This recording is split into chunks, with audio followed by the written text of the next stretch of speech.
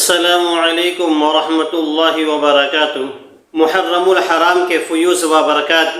اسلامی سال کا پہلا مہینہ محرم الحرام ہے۔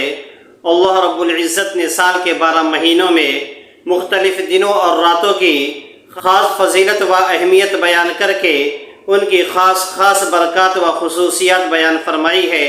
قرآن حکیم میں ارشاد باری ہے، ان عدت الشہور عند اللہ 12 شہرا فی کتاب اللہ یوم خلق السماوات والارض منها 4 حرم۔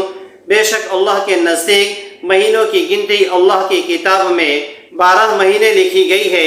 جس دن سے اس نے آسمان اور زمین کے نظام کو پیدا فرمایا تھا، ان میں سے 4 مہینے رجب، ذی قعدہ اور ذی الحجہ اور محرم حرمت والے ہیں۔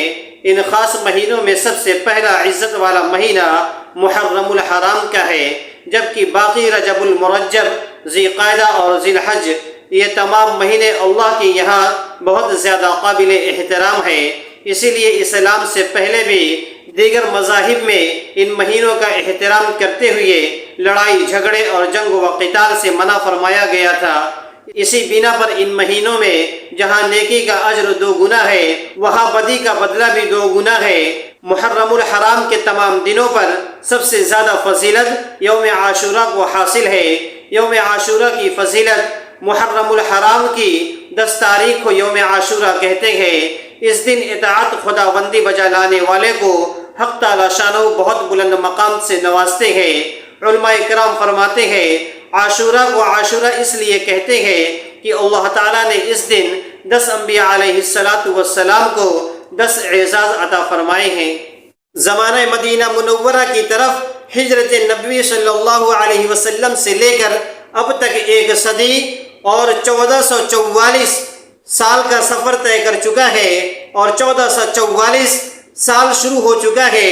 محرم الحرام اسلامی تقویم و ہجری کا پہلا مہینہ ہے۔ کتنے ہی پڑھے لکھے دیندار لوگ ایسے ہیں جنہیں اسلامی تقویم کا علم ہی نہیں، ان سے اسلامی مہینوں کے نام معلوم کر لے وہ آپ کو نہیں بتا سکیں گے۔ ان سے روزانہ کی اسلامی تاریخ معلوم کی جائے تو وہ بھی نہیں بتا پائیں گے، جبکہ اس کے برخلاف شمسی تقویم اس کے مہینوں کے نام اور تاریخ ہر کسی کو معلوم ہوتی ہے۔ کسی بھی دن کسی سے بھی پوچھ لے آج کیا تاریخ ہے تو وہ فوراً بتا دیں گے۔ اسلامی سال کے اس پہلے مہینے کی اللہ کے یہاں بڑی قدر ہے، یہ عظمت والے مہینوں میں سے ہے۔ تاریخ و روایت کے مطابق اس مہینے میں بہت سے عظیم الشان واقعات پیش آئے ہیں۔ احکامات کے اعتبار سے صحیح اور احادیث سے جو امور سامنے آتے ہیں وہ صرف 2 ہیں۔ ماہ محرم الحرام میں روزہ رکھنا، اس ماہ مبارک میں کسی بھی دن روزہ رکھنا رمضان کے بعد سب سے افضل روزہ شمار ہوتا ہے۔ نیز 9 اور 10 محرم یا 10 اور 11 محرم کا روزہ رکھنا اور بھی زیادہ فضیلت کی چیز ہے۔ چنانچہ صحیح مسلم کی حدیث میں وارد ہے، رمضان کے روزوں کے بعد سب سے افضل اللہ کے مہینہ محرم کے روزے ہیں، اور فرض نماز کے بعد سب سے افضل رات کی نماز تہجد کی ہے۔ حضرت ابن عباس رضی اللہ تعالی عنہما فرماتے ہیں، جب اللہ کے نبی حضرت محمد صلی اللہ علیہ وسلم نے عاشورہ کے دن خود روزہ رکھا اور حضرات صحابہ رضی اللہ تعالی عنہ کو روزہ رکھنے کا حکم فرمایا، تو اس پر حضرات صحابہ رضی اللہ تعالی عنہم اجمعین نے عرض کیا، اے اللہ کے رسول، اس دن کی تو یہود و نصارہ بھی تعلیم کرتے ہیں، غالباً یہ عرض کرنا مقصود ہوگا کہ روزہ رکھ کر تو ہم نے بھی اس دن کی تعظیم کی، گویا ہم ایک عمل میں ان کی مشابہت اختیار کرنے لگے۔ تو اس پر آپ صلی اللہ علیہ وسلم نے ارشاد فرمایا، اگر اللہ نے چاہا تو اگلے سال ہم 9ویں تاریخ کو بھی روزہ رکھیں گے۔ اس طرح سے مشابہت کا شبہ باقی نہیں رہے گا۔ کھانے پینے میں وسعت کرنا، عاشورہ کے دن اپنے اہل و عیال پر کھانے پینے یا کسی بھی اعتبار سے وسعت کرنا اس کی خاص فضیلت وارد ہے۔ چنانچہ حضرت ابن مسعود، حضرت ابو سعید خدری، حضرت ابو ہریرہ اور حضرت جابر رضی اللہ تعالی عنہ سے منقول ہے، جناب رسول اللہ صلی اللہ علیہ وسلم نے ارشاد فرمایا، جو شخص عاشورہ کے دن اپنے گھر والوں پر خرچ کرنے میں وسعت و فراخی کرے گا، اللہ تعالیٰ سارا سال اس پر رزق میں وسعت فرمائیں گے۔ محرم الحرام میں سوگ کرنے کا حکم۔ ایک اور چیز جس کا رواج عام طور سے بہت زیادہ ہو چکا ہے کہ یہ مہینہ غم کا مہینہ ہے، اس مہینے میں خوشی نہیں منانی چاہیے، کیونکہ اس لیے کہ اس مہینے میں نواسۂ رسول حضرت حسین رضی اللہ تعالی عنہ اور ان کے خاندان کے چھوٹوں اور بڑوں کو ظالمانہ طور پر نہایت بے دردی سے شہید کر دیا گیا۔ ان کے ساتھ اظہار ہمدردی کے لیے غم منانا، سوگ کرنا اور ہر خوشی والے کام سے گریز کرنا ضروری ہے۔ سوچنا تو یہ ہے کہ ہمیں اس بارے میں شریعت کی طرف سے کیا رہنمائی ملتی ہے۔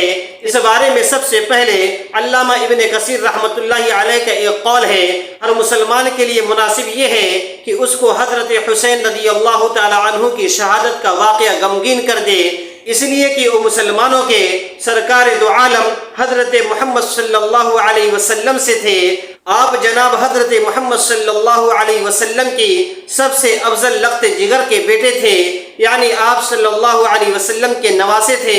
آپ عبادت کرنے والے بڑے بہادر اور بہت زیادہ سخی تھے، لیکن آپ کی شہادت پر دشمنان صحابہ جس انداز سے رنج و غم کا اظہار کرتے ہیں وہ کسی صورت میں مناسب نہیں ہے، بلکہ ان کی یہ حرکات بناوٹی اور ریاکاری سے تعلق رکھتی ہے۔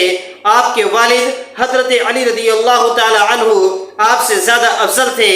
ان کو 40 ہجری 17 رمضان المبارک جمعے کے دن جبکہ وہ اپنے گھر سے نماز فجر کے لیے تشریف لے جا رہے تھے شہید کر دیا گیا، لیکن ان کے ماننے والے لوگ ان کے قتل کے دن کو اس طرح ماتم نہیں کرتے جس طرح حضرت حسین رضی اللہ تعالی عنہ کی شہادت کے دن ماتم کرتے ہیں۔ اسی طرح حضرت عثمان غنی رضی اللہ تعالی عنہ اہل سنت والجماعت کے نزدیک حضرت علی رضی اللہ تعالی عنہ سے افضل ہے، جنہیں 46 ہجری عید الاضحیٰ کے دن انہی کے گھر میں شہید کر دیا گیا۔ اگر یہ ویڈیو پسند آئی ہے تو چینل کو سبسکرائب کر دیجئے، لائک اور شیئر کرنا مت بھولیے، بیل ضرور دبا دیجئے تاکہ ہماری نئی آنے والی ویڈیو کا نوٹیفیکیشن آپ کے پاس سب سے پہلے پہنچے۔ اللہ تعالی ہم سب کو ان سب باتوں پر اخلاص کے ساتھ عمل کرنے کی توفیق عطا فرمائے۔ السلام علیکم ورحمۃ اللہ وبرکاتہ۔